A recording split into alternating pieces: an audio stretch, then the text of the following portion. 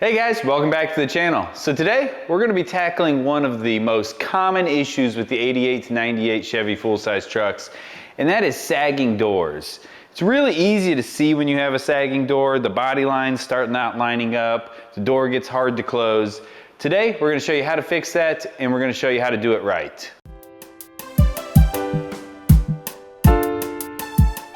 The first step in removing the door is to remove this door spring. I have a door spring removal tool here. We'll link this part in the description below. But basically this slides over the door spring and you can put a wrench on this nut, which allows you to compress the tool and compress that door spring and pull it out.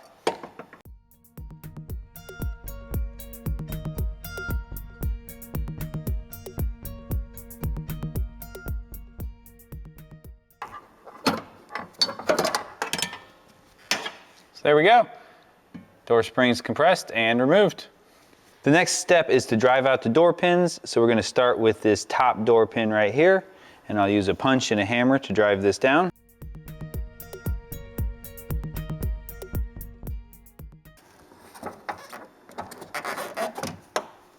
There we go. So next up, we're going to remove the bottom pin, and this one drives out from the bottom of the door, so the opposite of the top pin.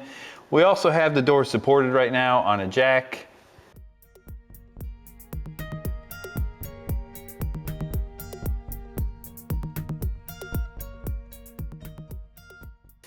And there we go. There's a look at the bottom pin.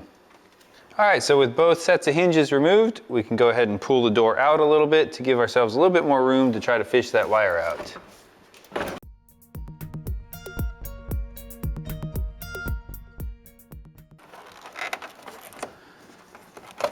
All right, and there's a look at the plug that we were after. Ignore these green and gray wires. Somebody was in here before and ran a couple extra wires into the door. We'll be pulling all of that out. But this is the plug I was after.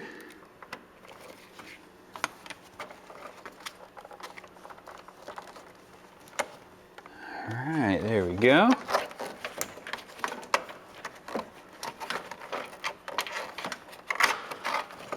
And there's a look at the second clip.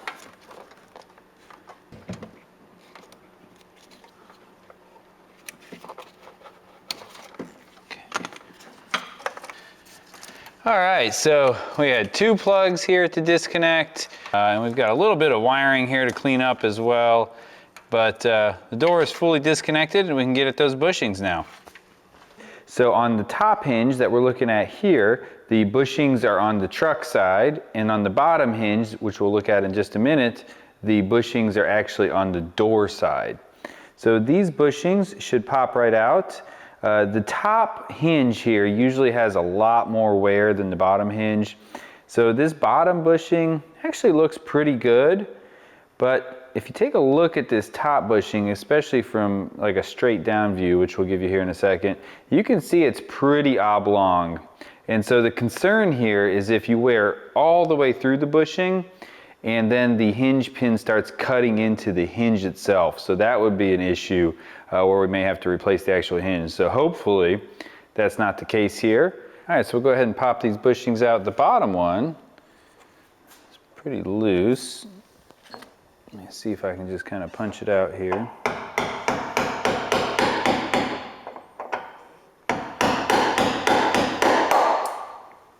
So that bushing, it's in pretty good shape actually. It's not worn all the way through. The hole is in great shape still, so let's pop out the top one.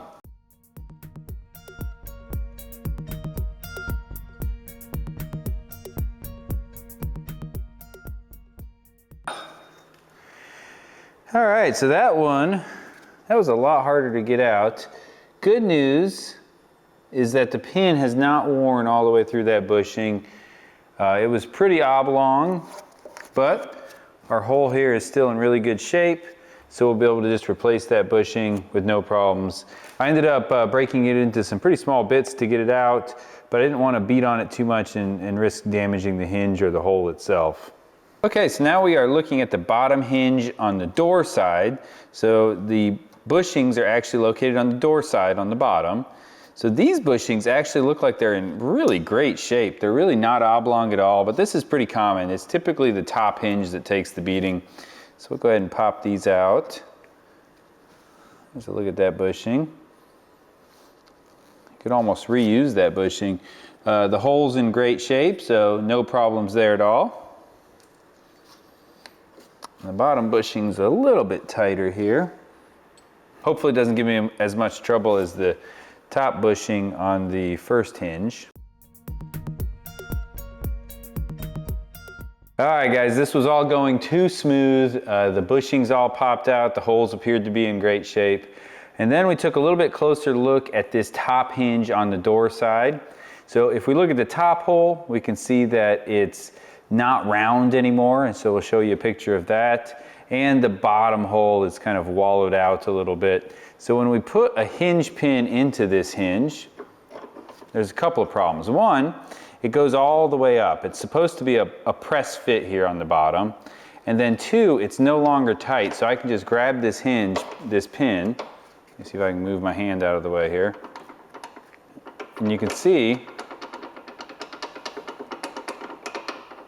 I can just wobble it around. So this is supposed to be a press fit. All of the rotation is supposed to happen on the bushings, which are here and here. So right now, what's happened is this pin has gotten loose in the hinge and it started rotating on the hinge itself, and that's what caused the damage to these holes. So the only way to fix this is really to replace the hinge.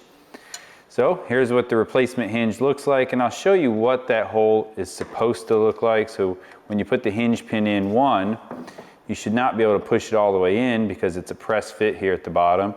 And then two, it should be very tight, no wobble at all. So especially once it's all the way pressed in, there should be no wobble on this hinge pin at all. All of the rotation will occur on the bushings, which is on the other half of the hinge on the truck. So our job just got a little bit bigger, but you guys will get to see how to replace a hinge as well. So the new hinge is bolt-on. The old hinge here is spot welded onto the truck. So we'll go through the process of removing this hinge and putting a new one on. The next step is to lightly sand the hinge to locate each spot weld. So we've got some 120 grit sandpaper, and we'll go ahead and remove the paint from the outside of the hinge.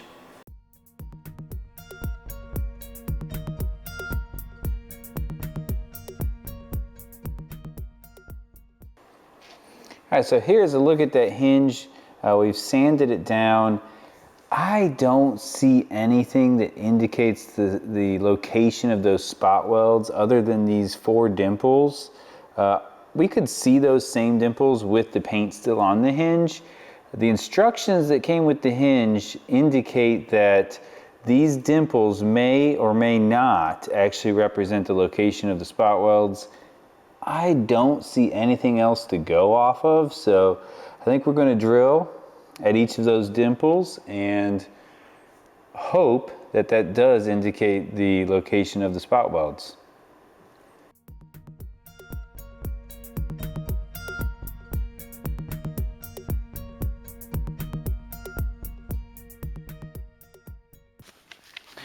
All right, so now we're going to come back with a 1/2-inch drill bit.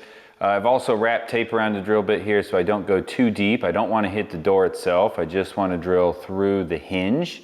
Obviously this is a normal drill bit and it's not going to give you a flat bottomed hole, so we'll have to finish off this hole with an end mill and a plunge cut. But we'll use this to make the initial cut into the hinge itself. I should also mention I've scribed the location of this hinge onto the door so that when we put the new hinge on we can get it in the exact same position.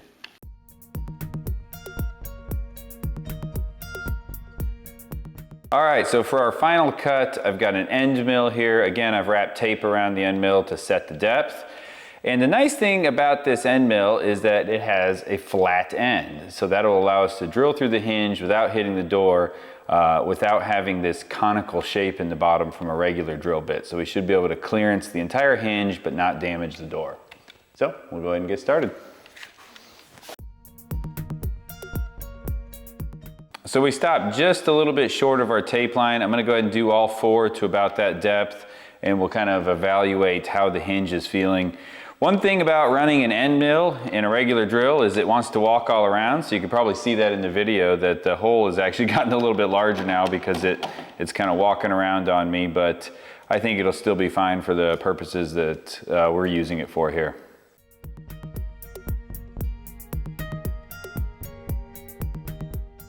Looking at all 4 of these holes, we've broke through the hinge on all 4, and 3 of them, so the bottom, both of the bottom ones here and this top left one, they have this little brown spot, kind of like almost a little rust spot after we broke through.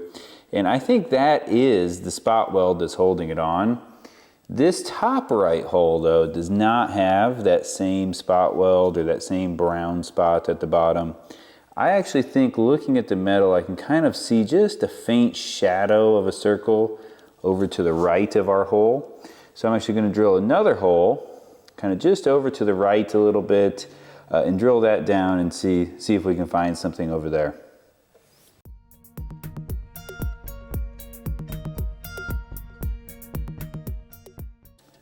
All right, so we've drilled the hole next to our initial hole, and it, you know, end mill got away from me a little bit, but we've gotten down to the bottom here, and I'm just kind of peeling away the hinge.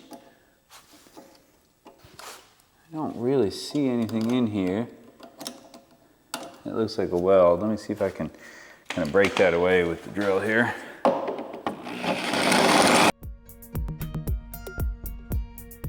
So what we've noticed driving the scraper behind the hinge here is that it really seems to be sticking in this area. So I've drilled another hole and I'm going to go in with our end mill and see if I can bring that all the way down to the door itself and hopefully break this hinge loose. Okay, so still not loose. We drilled all the way down to the door here. So I've started another pilot hole kind of right between these 2 holes, and this is what we refer to as the Swiss cheese removal method. So I'm going to add another hole here, and sooner or later this thing's going to come off. So we'll keep drilling.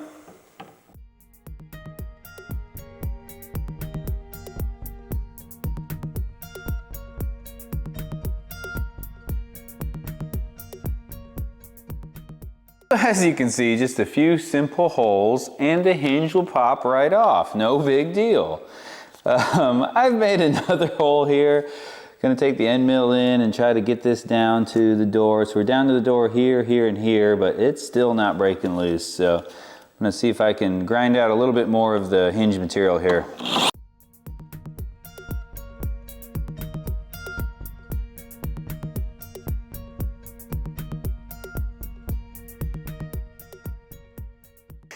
So at this point, the 2 outer welds have been broken loose. The top one came off pretty darn easily. The bottom one looks like a complete disaster. But just remember, we're throwing this hinge away. So even though this all looks all chewed up, this is all going to go in the trash. I did nick the door here at the bottom a little bit. I think that's going to be in the same spot where we're drilling the hole for the new hinge, so I'm not terribly worried about it. The weld for this bottom hole did end up being a little bit higher than where we initially drilled, so that's why we had to come up here and continue expanding our search for the weld. So next up, we got to get these 2 inner ones. The top here, I'm going to drill a little bit lower and take a look kind of just below the 2 holes that we've already drilled and see if we can find anything to break loose. So we'll drill another pilot hole and get at it.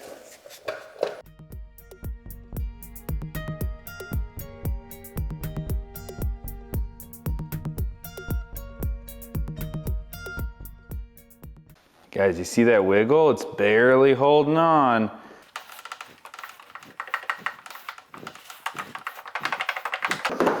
Ah, we got it! So we were actually a little bit low on that one too. Just a touch low. But it was right at the edge of our hole. All right, guys, here we go. It actually doesn't look too bad at all. I can take the grinder and kind of finish cleaning up these spot welds that are still sticking out. But I don't think we really got into the door hardly at all. I mean, some of this is just where the spot welds were coming through originally. So we'll take the grinder, clean all of this remaining hinge off of the door here, get it all ground flat, and then we'll see where our new holes need to go. You can see our scribe mark here for the new hinge as well.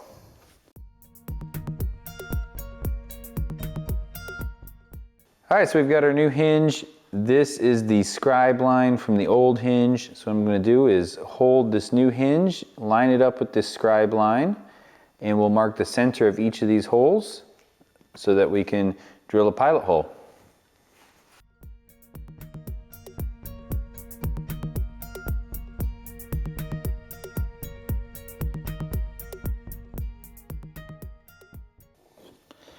Okay, all right, so we've got each one marked.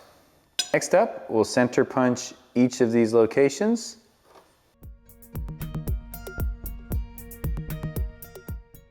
We'll start out by drilling a 1/8 inch pilot hole.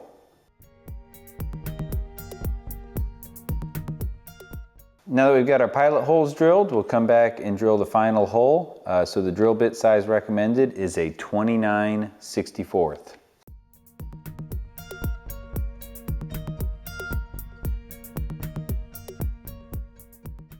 All right, so now that we've got all of the holes drilled, we're gonna go ahead and do some sanding and clean this up so we can spray it with some primer and give it a coat of paint before putting the new hinge on.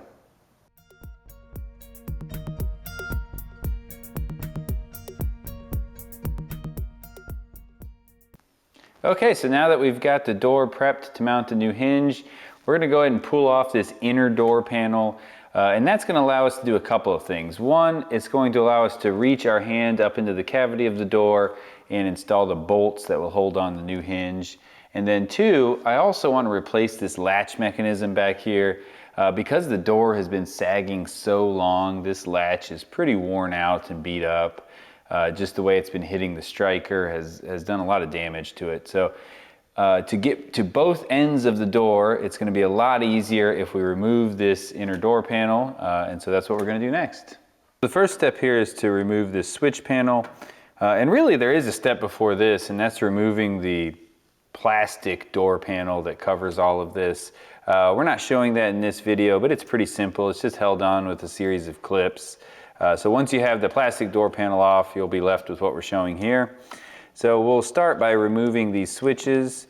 So I'm going to pry up here on the release, and we should be able to pull these out.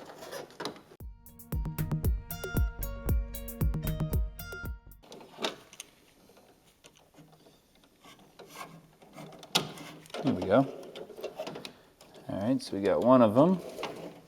There's actually a clip there on the bottom as well. So I pried up the bottom clip, and then I pried up that top clip, and we were able to unplug that. So we'll do the same thing on the other two.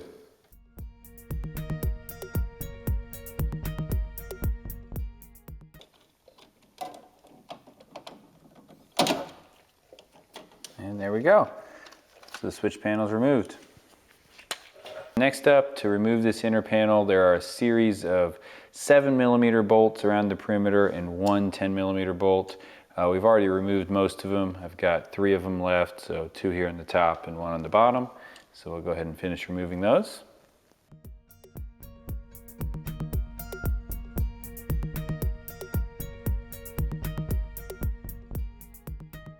After you tip the door panel out away from the door, you'll want to disconnect these rods. So I'm going to start here with a little plastic pry bar and disconnect them from the door panel itself.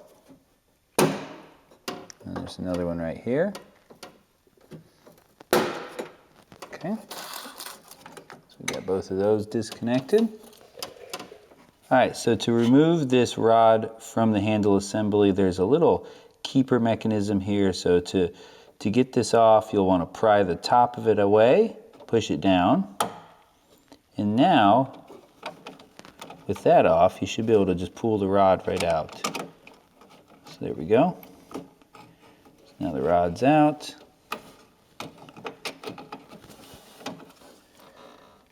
And there's a look at that keeper as well. There we have the rod detached, and I'll do the same thing on the other rod.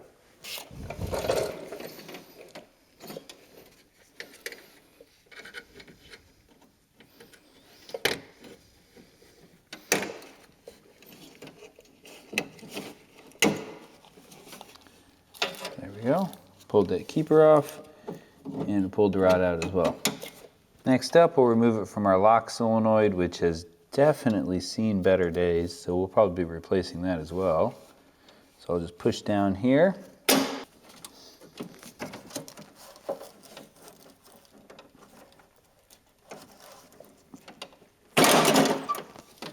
There we go. So that just kind of pulls through like a muffler bracket. With the rods disconnected, I'm now going to slide the entire door panel forward until these rollers come out of the front of this rail.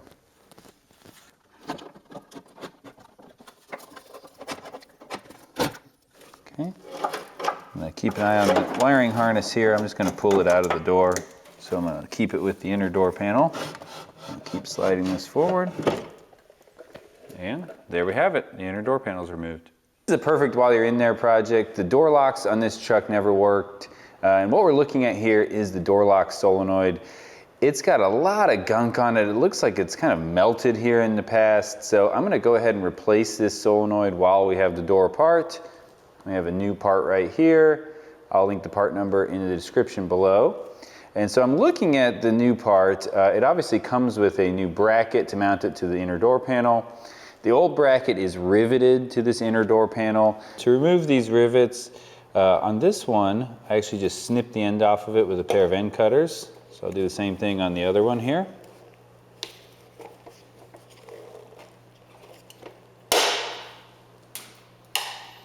Now that we cut off the ends of those rivets, we'll finish them off by grinding them smooth with this Dremel tool.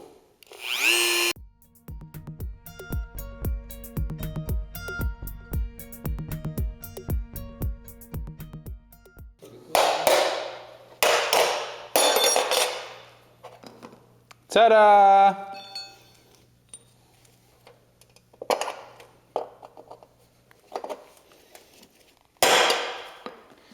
There we go, rivets removed. We are ready to install our new door lock solenoid. So this is a standard product. I would not recommend buying this product. We will link this part number in the description below. And there's a couple of reasons I would not recommend it. One, in order to fit into the indentation here on the door panel itself, we had to grind back this bracket because otherwise it was sitting kind of up on the lip and wouldn't sit flush. So that's not too big of a deal. The second issue has to do with the size of the holes in this bracket. So they give you a couple of little pop rivets in order to reattach this bracket, but they're way too small, or actually conversely, these holes are way too large to use with those pop rivets. So what I've done, just ran over to the local hardware store, got a couple of button head 1/4 screws that are a 1/2 inch long, and we're going to use these to reattach the door lock solenoid. I did open up these holes a little bit with a 1/4 inch drill bit. So basically, the reason I'm not recommending this product is that you've got to customize it in order to make it fit. You've got to carve back the bracket, and you've got to find some new hardware to mount it. But other than that, it looks like it should work, so we'll go ahead and get it installed.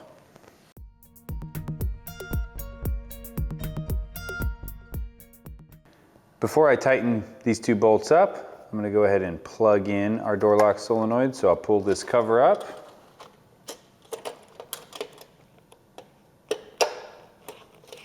Okay, give myself enough room to work here, and we should be able to slide this plug right on. So there we go. And we'll pull the cover down over the plug.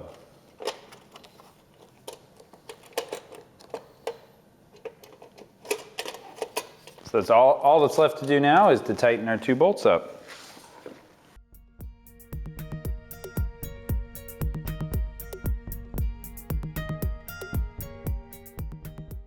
We got both of those bolts tightened up. I did use lock nuts, so these are nylon lock nuts, so that this won't wiggle loose over time.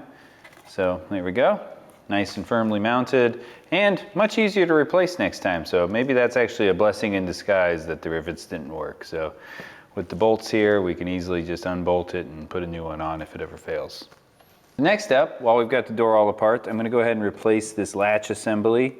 So this door has been sagging for a long time, and this latch is pretty beat up. So effectively, you can see the top edge of this latch has been worn away, and that's due to the fact that every time the door is closed, the latch is riding up the striker assembly on the truck, and we'll show you that striker in the next part of this video. There's actually a groove cut in it. So we'll go ahead and replace this latch and the striker on the truck now that we're getting a new hinge and bushings, and everything should be lined up much, much better than it has been in the past. All right, so before we remove the latch, we're going to have to remove these rods. So these come off the same way they did on the other end. There's a little latch mechanism that you have to pry off so that you can pop the rod out. It's going to be kind of hard to film that here, but basically I'm going to remove these two rods, and then there's one more rod that needs to be removed that goes to the door handle itself on the outside.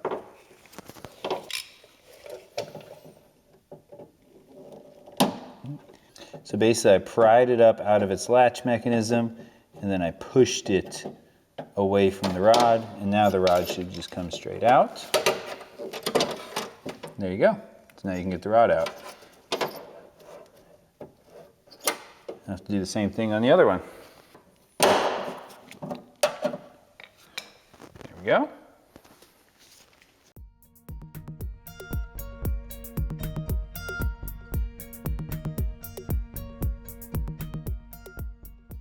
So now that I've got the latch loose, you can just barely see this other rod. Let me see if I can pry the mechanism off of it.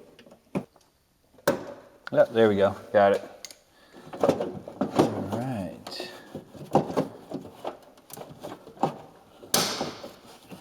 Okay. Wow. There's a look at the old latch. So that door handle rod is actually pretty darn hard to get at. There was one additional door handle rod that just went straight down through this hole here, and that just lifted right out. So that one was quite easy actually. Here is a look at our new latch. So we've got to connect two rods to the door handle. So we've got one rod here. So this rod is just a straight through rod. There's no clip or anything on it. And that's going to go through this hole right here on the door latch. The other rod has this 90-degree bend in the end, and that's actually for the lock, and that's going to go through this hole right here. So as you lock it, that goes up and down. So I'm going to slide this in. We got to work around the window rail, of course. You guys probably aren't going to get to see too much, which is why I showed you that. Okay, so I've got it lined up now. So now I'll just have to push it in. We should hear it click in. Let's listen. I've got like no leverage on it here. Oh, there it goes.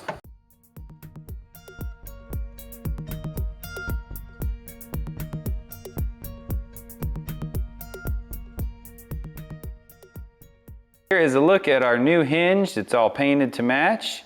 We're going to line that up with the holes that we made in the door, and we'll push the bolts through from the back side.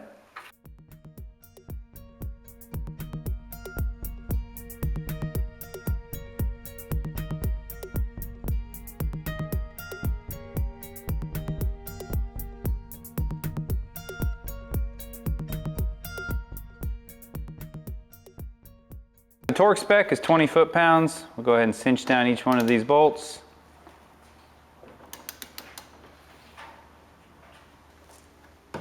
Okay, there's one, 20 foot-pounds. There it was. There it is. There it is. Before we put the door back on, I want to address this roller pin. So you can see the old door roller pin actually is broken, so it sheared off right here. So we're going to replace this roller pin. The bottom, I'm probably going to be able to just wiggle out. There it is. You can see where it's broken too. Very interesting. Now that we've got the bottom removed, we need to grind the top off of this roller pin so that we can drive it out of the hole. So it's mushroomed out from the factory. So I'm just going to use a Dremel tool and grind her down flat.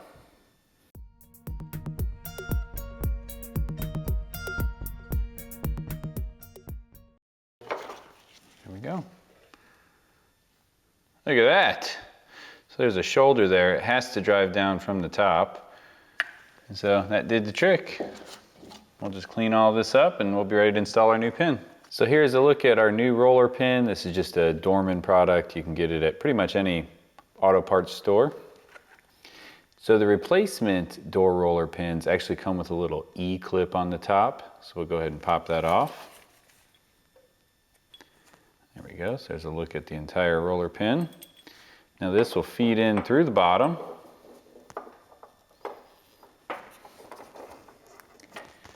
All right. And so many commenters online when I bought this thing said that this knurled part here is too large to fit through the original hinge hole, and it definitely feels extremely tight trying to feed it up through this hinge. So as soon as it hits that knurled part, it's very, very, very tight. And so the common consensus is to actually grind this knurled part down flush with the body of the pin here. So I'm going to go ahead and do that. That E-clip is really what's going to hold the pin in at the top. So we'll grind this down. We still want it to be a tight fit in the hinge, but we don't want to have to try to beat it in. And apparently, based on the comments that we saw on this product, even beating on it is not going to get it in. So we'll go ahead and take those knurls off.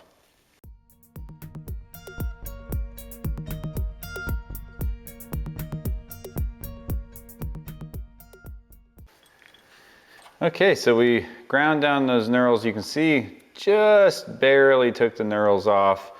So we'll go ahead and slide this up through now. There we go. That's a nice tight fit. And we'll put our E-clip on the top here.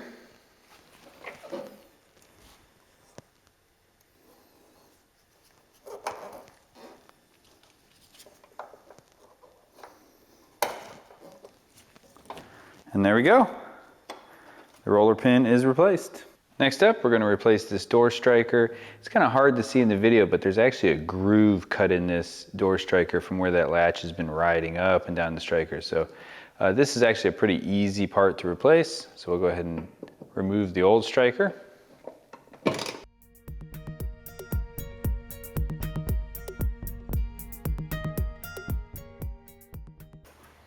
All right, so here is a look at the striker back plate that you're going to be screwing your new striker into. And we got a brand new striker. This is just a Dorman striker. We'll link the part number below. And we got a brand new washer here. So this is like the striker spacer. Purchased this from LMC. We'll link that part number below as well. So to get all this put together, you're going to have to reach your hand behind the B-pillar and hold this back plate so that you can thread your new striker into it.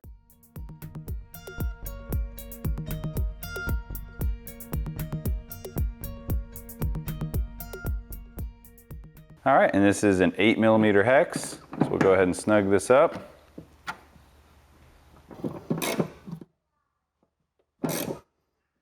All right, so here is a look at our new bushings. These are made by Cunningham machine. Really, really nice, really high quality bushings, much better than what you can get over at the parts store by Dorman. So take a look at these bushings if you're doing this job. We'll link his website in the description below. So basically we're going to kind of push this into the hole here a little bit to get it started. It's a really tight fit, which is good. And then I'm going to use a bolt. I've wrapped a little bit of tape around it so that I don't damage the inside of the bushing here. So I'm going to run a bolt through this bushing. And then some washers and a nut on the bottom, and I'm going to pull that bushing into the hinge. Almost forgot, we've got a 1/2 inch spacer here that the bushing can pull down inside of. So we'll put that on the bottom, followed by a couple of washers and then our nut.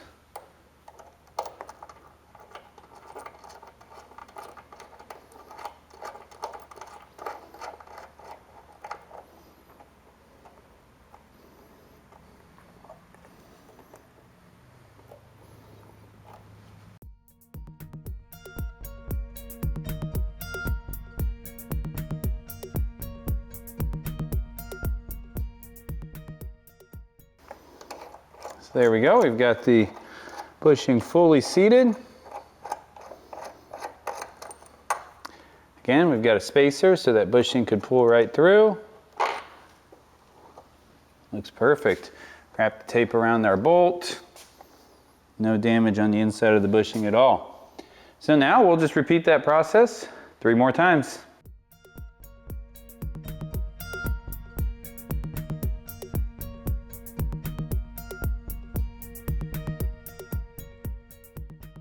All right guys, so one thing I wanted to point out now that we've got these bushings installed. Here is a set of the bushings on a brand new hinge pin, and you can see they slide pretty easily. You have a big end and you have a small end. I didn't really point that out before we installed them, but make sure you put these in the right order. So for example, on this hinge, you want your pin to drive up from the bottom. So the small end should be on the top, the big end should be on the bottom. And for the other hinge, it's the exact opposite.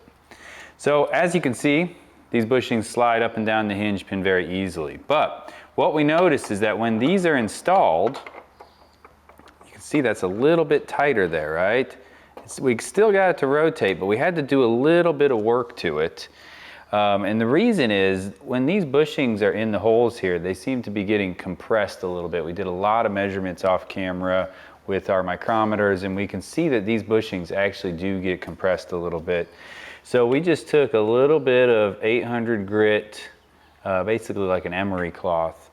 You can see we rolled it up, stuck it inside that bushing, and just rolled it back and forth and just kind of polished the inside of that bushing until we could get that hinge pin to ride in there pretty smoothly, right? There's still, I mean, there's basically no play in there at all. You do want it to be tight, right? But you don't want it to be so tight that you can't get it in.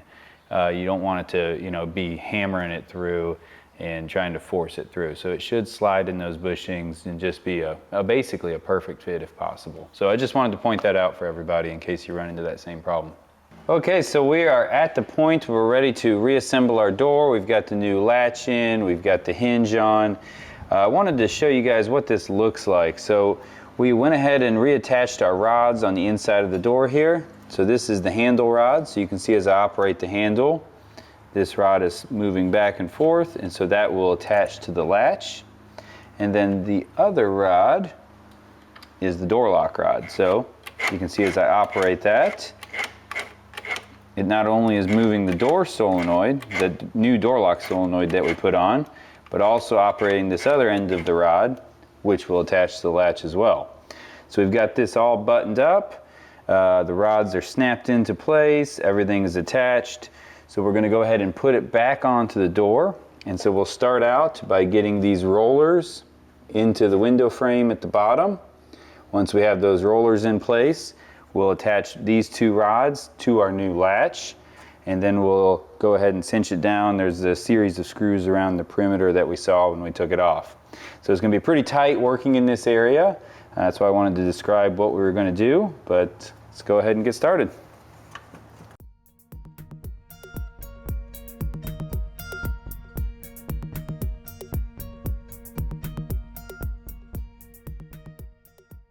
Get the second roller on here. Okay, both rollers are on the bottom of the window frame. Not sure if you guys can see that or not. And now we're going to attach our 2 rods over here to the latch.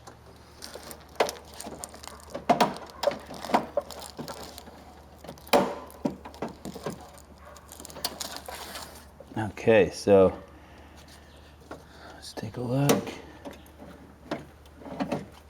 Okay.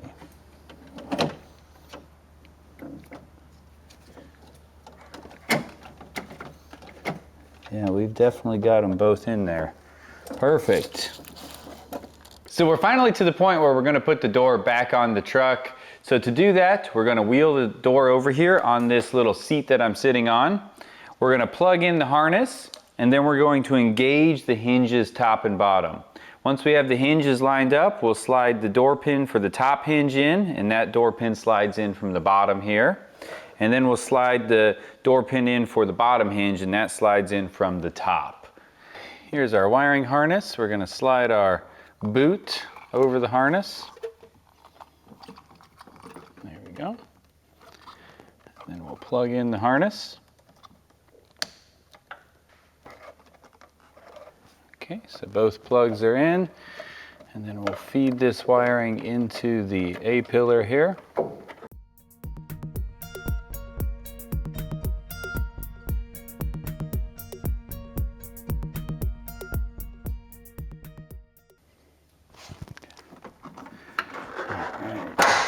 All right, we've got our bottom pin almost. So we've got it just engaged in the bottom bushing now.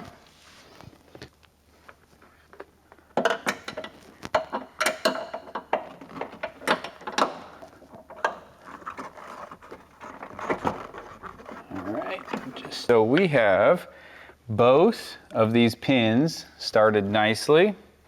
And so I'm just going to use a punch here, it's just an old bolt actually, and a little hammer to continue to drive these pins into the hinges.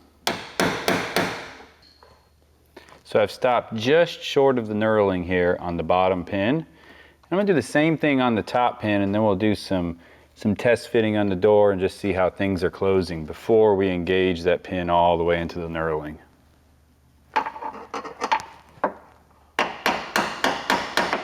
All right, so now that we've got the hinge pins in, we'll go ahead and replace our spring. We'll slide it into position up here.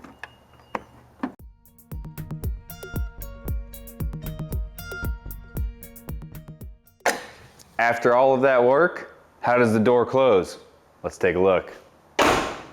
Wow, perfect. Look at those body lines. We've got a nice even gap here at the back of the door. It's just opening and closing perfect. I can feel each of the detents because we reinstalled that spring and that new hinge. Door is closing just perfectly. So was that really the first time I closed the door? And the answer to that question is no. When we first installed this door, what we noticed was that the body line here was really high on the door. So we actually shimmed our new hinge down. We'll show a picture of what that looks like right here. We shimmed the hinge to actually tilt the door. So you can kind of think of it as rotating the door clockwise so that this body line in the back came together and our body line here at the crease came together. So that really was kind of a trial and error type thing, just fitting the body panels back together. You may or may not have to do that step depending on how your door and your hinge go back together. I will say, if you get into this project and you start off thinking, I'm just going to replace the bushings and the pins, and you realize that your hinge is worn out like ours was, it's a pretty big project, so make sure you set aside a decent amount of time. I think this is probably at least an all-day project to get done. But hopefully this is helpful, and if you enjoyed the video, please like and subscribe, and we've got more content coming.